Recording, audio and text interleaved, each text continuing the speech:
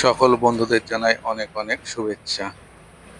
সকালটা শুরু হয়েছিল একটি চায়ের দোকানে গিয়ে একটা চায়ের স্বাদ নিয়ে নিলাম। বেশ ভালো ছিল চাটা। যাই হোক, চা খেয়ে যাব বাজারে। এই দোকানটি বাজারের মধ্যেই। এই বড় বড় কেওড়া আছে, বড় বড় কেওড়া। দাম বলছিল 30 টাকা। বরবটি রয়েছে, বরবটিগুলোই 50 টাকা মতো কেজি।